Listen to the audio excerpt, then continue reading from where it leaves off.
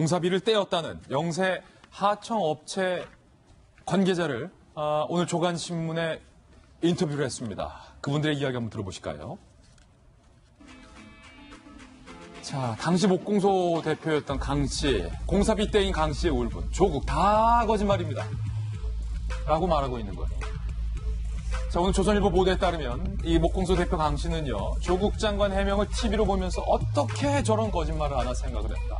당시 나를 비롯해서 10여 개 하도급 업체가 대금을 받지 못했다라고 얘기를 합니다. 그러면서 22년 전 받아둔 부도 어음 아직도 갖고 있다. 부도 어음 사진까지 오늘 공개됐어요. 당시로선 지방 집 한 채는 살만한 금액이었는데 휴지 조각이지만 둔한 마음에 못 버렸다라고 얘기하고 있습니다. 그러면서 당시 거래처 대금 주기 위해 쫄딱 망하고 나는 페인처럼 지금까지 살아왔다. 페인처럼 지금까지 살아왔다. 나의 잃어버린 30년이랍니다. 조 장관이 98년 송파와 해운대에 아파트 한 채씩 떡하니 2억 5천, 1억 6천에 샀다고 하더라. 내가 못 받은 돈으로 집 산 게 아니더냐. 그러면서 남들은 쫄딱 망하게 해놓고 그 돈으로 떵떵거리고 사는 것 보니 분통이 터진다라고 이야기를 했습니다. 허은하 소장님, 네. 공사비 떼인 목공소 대표가 30년 동안 페인처럼 살았다. 어떻게 이럴 수 있나요? 정말 의자에 약한 사람들의 이게 현실입니다, 사실. 몰라도 너무 모르는 것 같아요, 갑들은. 정말로 잘 살고 있는 기득권들은 아까 35억, 3억 5천도 많다고 하셨는데요. 부도나는 분들 3천만 원으로도 부도납니다. 예. 그 돈이 어떤 돈인지 정말 알고 계시는 건지 정말 묻고 싶어요. 국가부도의 날이라는 영화 보셨습니까? 그 IMF 때도요. 다 망하고 다 고생하는 사람들은 그 중소기업에 있는 을사들이었습니다. 그 부도난 어음 때문에 인생이 완전히 망가지는 거 보셨잖아요. 다른 건 다 제쳐놓고 분명히 돈을 갚았다라는 말에 정말로 희망을 갖고 싶었습니다. 그 어음이라는 거 있잖아요. 저도 20년 동안 을사를 해봐서 아는데 그 어음은 정말 완전한 갑질의 그 상징입니다. 그 어음은 언제 정말 저렇게 부도가 날 수도 있고요. 종이 조각 되는 거잖아요. 네네. 그리고 특히 공사하는 사람들은 실비들을 바로바로 계산을 해야 돼요. 공짜로 안 주거든요. 그럼 그거 이자도 갚지 못하고 나는 그 돈을 어음으로 돈을 좀 깎아야 돼요. 깎아내서 그 어음을 현금화하거든요. 그 현금화한 돈을 가지고 또 그렇게 장사하십니다. 근데 그들은 법을 지키십니다. 왜냐하면 정의롭게 돈 벌어서 아들, 딸에게 자랑스러운 부모 되겠다라는 마음 가지시고요. 정의롭게 일하시는 정말 그런 중소기업의 사람들입니다. 어떻게 가장 하도급체인 울트라 을이라고 우리 얘기하거든요. 울트라 을. 예, 그들의 돈을 이렇게 떼먹을 생각을 했는지 정말 울음이 납니다. 예, 자, 분명히 조국 장관과 지금 당시 하청업체였던 목공소 강 대표와의 주장이 배치되고 있잖아요.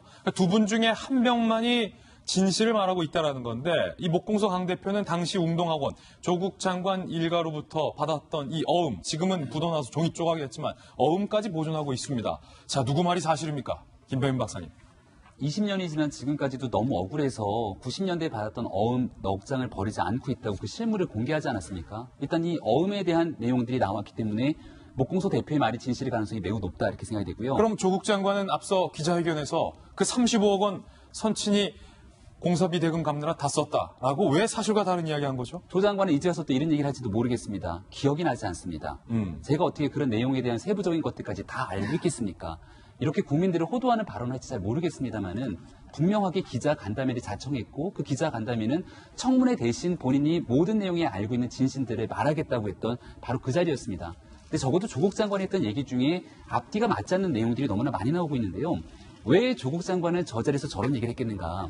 당시에 35억의 대출을 받았는데 대출을 받고 나서 관련된 하도급체 모두 다 돈을 줬다는 겁니다. 근데 유독 단 한 사람 돈을 주지 못한 사람이 있었는데 그게 바로 자신의 동생이었다는 거예요. 그러니 너무 안타까운 마음에 동생에게는 언젠가 돈을 줘야 되겠고 동생은 이혼한 아내와 함께 이 채권 관계를 통해서 웅동학원에 대한 채권을 받아갈 수 있도록 소송을 할 수밖에 없었고 거기에 대한 초기 금액이 그렇게 크진 않았지만 지연이자가 붙어서 100억에 달하게 됩니다. 아마도 이 뉴스를 보고 있었던 당시에 받아야 될 돈을 받지 못했던 분들 입장에서는 정말 피가 거꾸로 솟지 않을까라는 생각이 드는데요. 피눈물이 나겠군요. 심지어 오늘 나왔던 보도에 따르면 검찰이 면밀히 보고 있는 겁니다. 그러면 조국 장관의 동생은 웅동학원으로부터 실제로 받아가야 될 그만큼의 공사를 했는가가 더 중요한 거잖아요. 그래서 그 내용들을 다 살펴보니까 그 당시에 공사를 했다라고 하고 있는 내용들이 있는데 거기에 테니스장 건설이라든지 이런 부분들은 실제로 또 공사를 안 했다고 합니다. 하지 않았음에도 불구하고 받아가야 된다라고 하는 허위적인 작성을 토대로 소송을 했을 가능성을 배제할 수가 없다. 검찰은 이렇게 판단하는 것 같은데 단순한 의심 정도로 끝나는 것이 아니라 얼마 전에 하드디스크를 가져갔잖아요. 예. 근데 그 하드디스크에서 과거 있었던 웅동학원 관련 자료들까지 바탕으로 조사가 진행되고 있다고 하니까 이 웅동학원 문제가 실질적으로 더 커지게 되면은 조국 장관 입장에서는 과연 어떠한 방식으로 추가적인 해명을 국민 앞에 내놓을지 궁금합니다. 자, 검찰 출신 조홍천 의원님. 네. 일단 조국 장관이 사실과 다른 말을 했다라는 의혹이 불거졌고 35억 원이 논란인데 공사비 대금으로 갚는데 쓰이지 않았다라는 진술과 정황 증거들까지 나왔습니다. 검찰은 지금 의심하고 있는데 그렇다면 그때 웅동학원 대출받았던 35억 원이 이른바 조 장관 일가의 비자금의 성격으로 쓰였던 건 아닌가, 조국 펀드에 흘러들어간 건 아닌가라고 의심을 하고 일정 단서를 포착했다는 얘기도 나오고 있는데 그렇다면 어떤 혐의가 적용됩니까?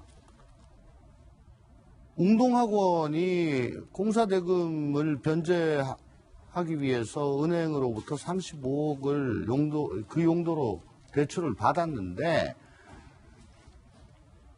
법인의 그 당초 용도대로 쓰지 않고 갚지 않고 그게 어디로 없어졌다면은 35억이니까 특정경제가중처벌 등에 관한 법률에 뭐 횡령 정도는 되겠죠. 근데 22년 전이니까 아마 시효는 다 지났을 겁니다. 그렇군요. 네. 그리고 조국 장관이 기자간담회에서 저렇게 얘기한 거는 뭐 위증도 아니고요. 또 저번에도 말씀드렸다시피 청문회에서 후보자가 뭐 결과적으로 사실과 다른 얘기한 것도 처벌할 수가 없는 거고요. 네. 지금 뭐 이거 가지고 어떻게 처벌이 되느냐. 요 자체로는 사실은 저는 아닌 것 같고요.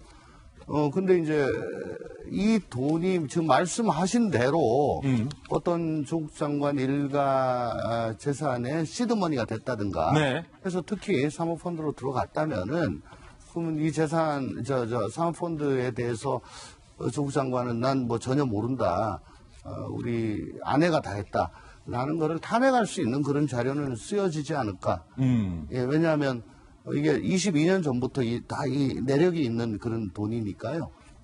그 돈이 어떻게 쓰였는지에 대해서는 이게 또, 돌아가신 선친서부터 해가지고 조국 장관 일가와 관련이 있는 돈이기 때문에 네. 그걸 전혀 몰랐다는 게 말이 되느냐. 그런 탄핵할 만한 자료는 쓰여질 수 있을 것 같습니다. 예, 검찰이 지금 쫓고 있는 이 35억 원의 행방에 대해서도 앞으로 좀 주목해 볼 필요가 있을 것 같습니다.